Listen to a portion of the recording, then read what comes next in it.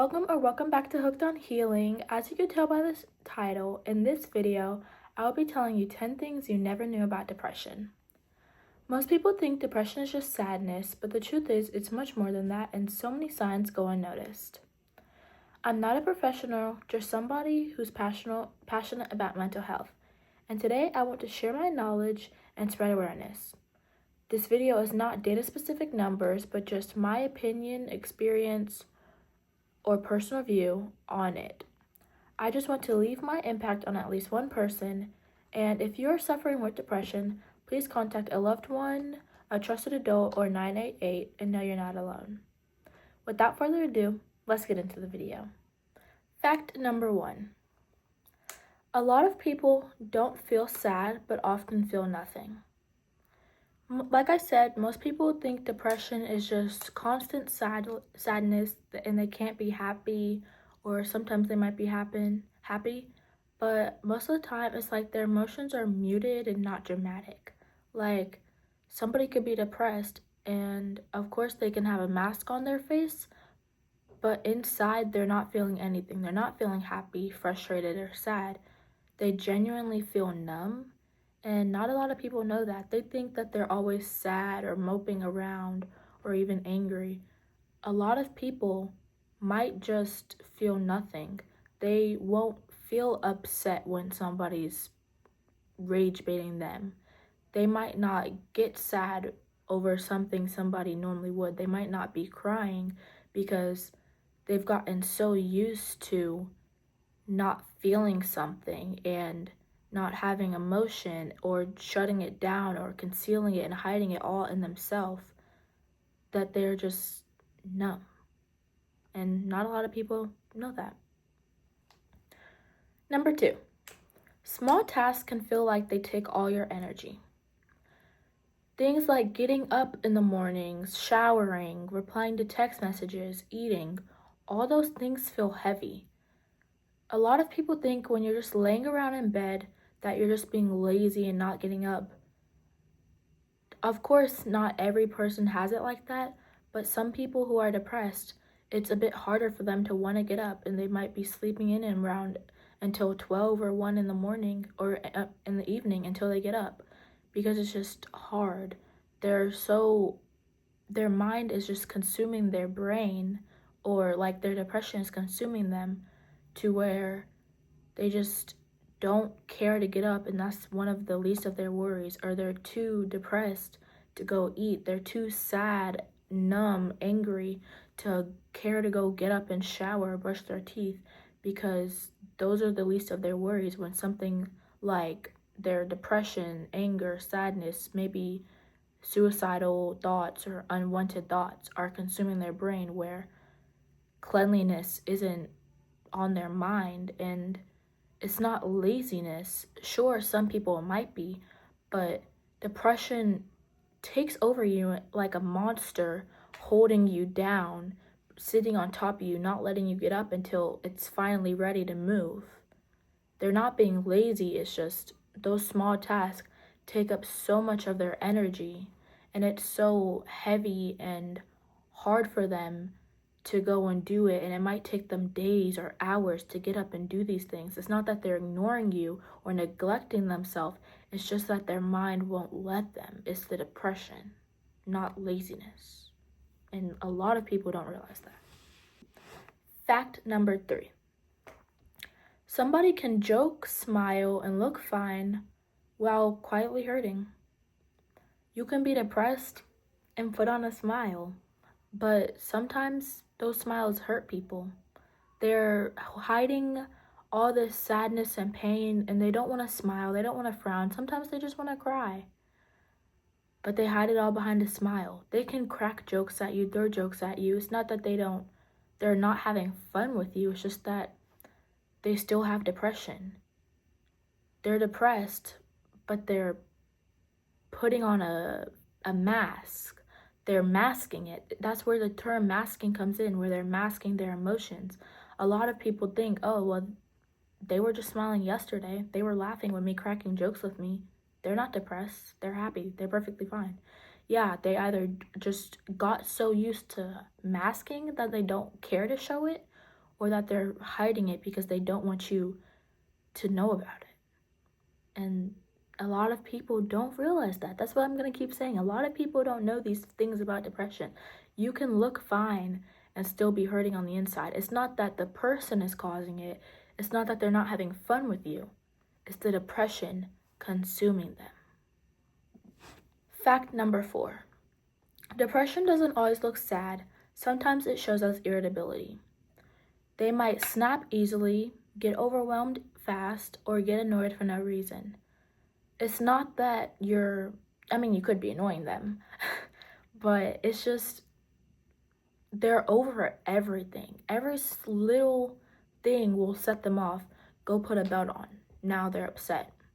Go get this. Go do that. Now they're upset. You're talking too much. You're talking to them while they're trying to think. Now they're upset or angry or overwhelmed because there's too much talking. It's not it could be the person, but it's not always them. It's just depression shows up in different ways for some people. Like I said, you can be sad, happy. Some people, their depression just turns into anger and angriness, and they have a shorter fuse. Fact number 5. Things you used to do and love suddenly don't feel fun anymore. For some people with their depression, hobbies start to feel flat or pointless into doing.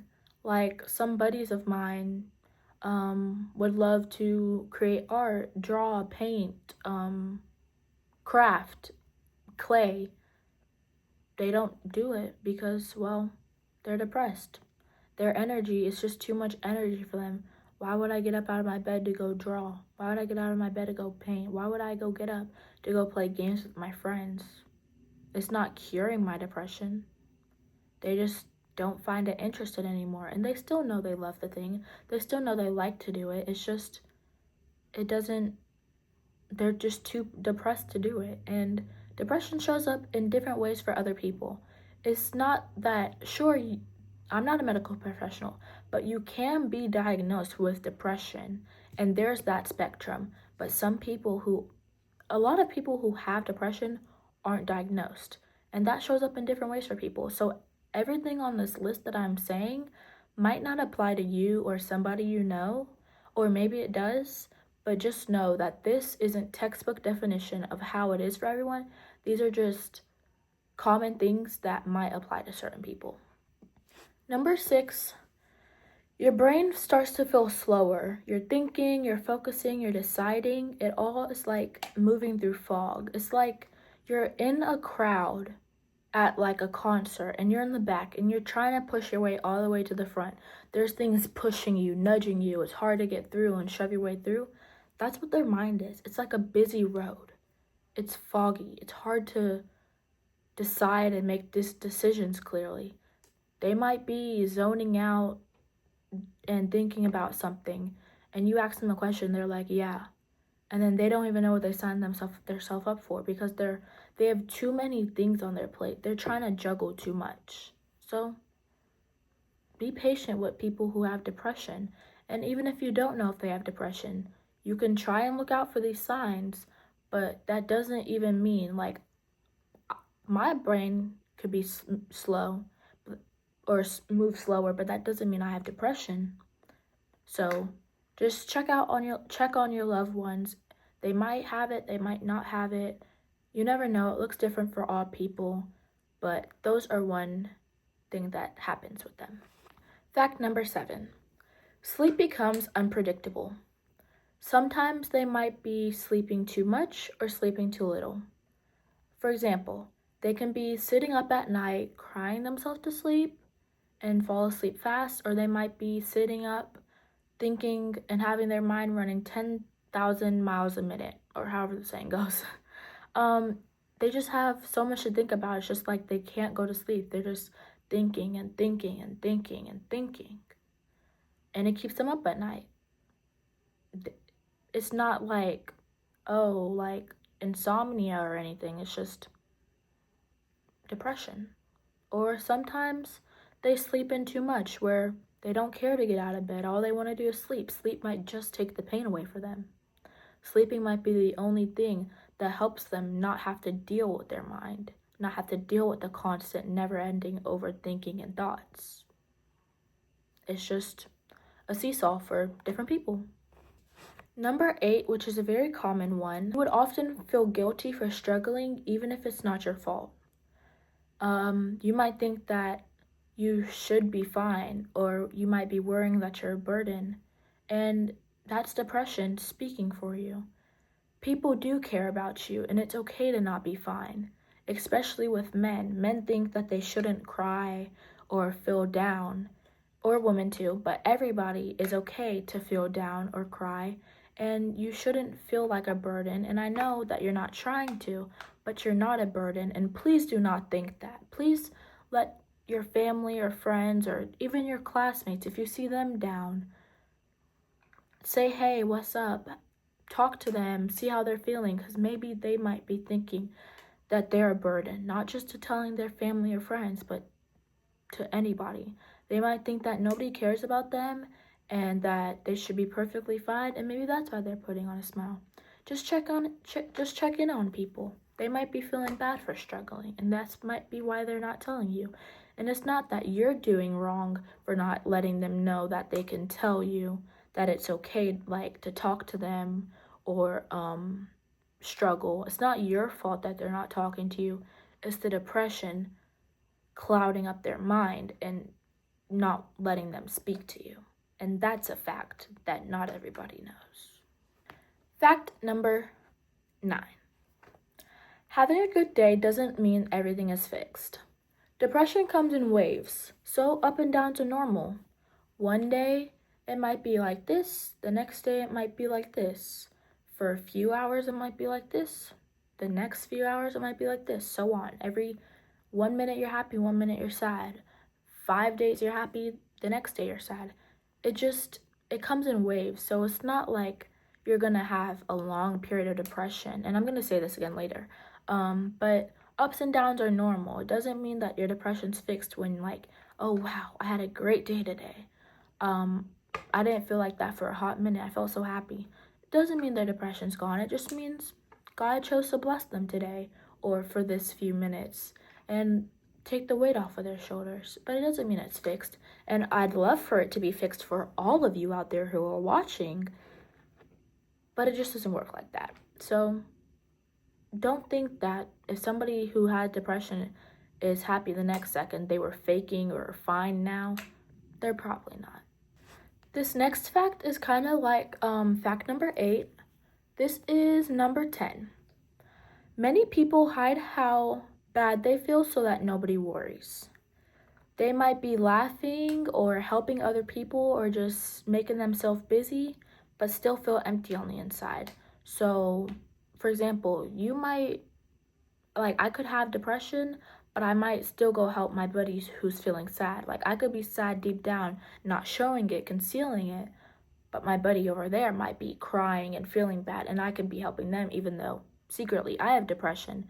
They're just more vocal about it. Now I don't, but that could be how it is. If you ever watched Ginny and Georgia, Maxine, I'm not spoiling too much. Maxine, she has depression, but she conceals it a bit more. Her brother, Marcus, he's more vocal about it and shows it more.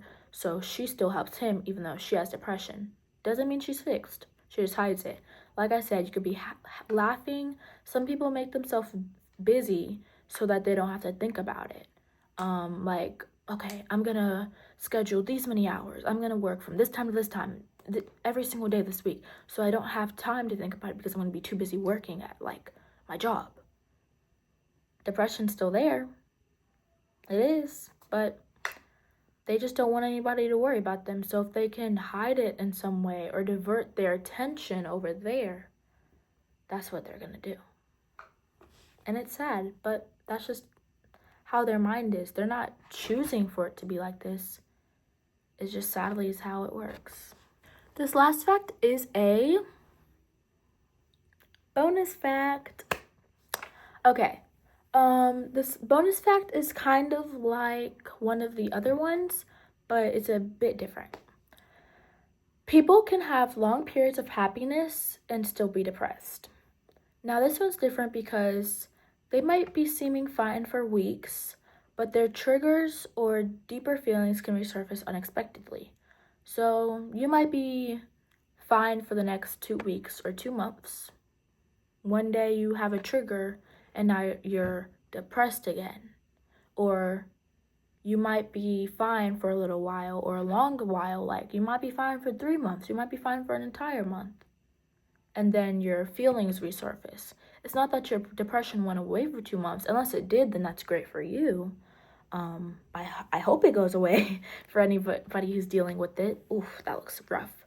But it doesn't, I mean, unless it does go away, it doesn't just go away. It's just that it gets better in a sense. For example, you could be feeling sad and then you have some good days on you. You've like where you're not thinking about depression, where you're not sad, not crying, your mind's not beating you up or anything.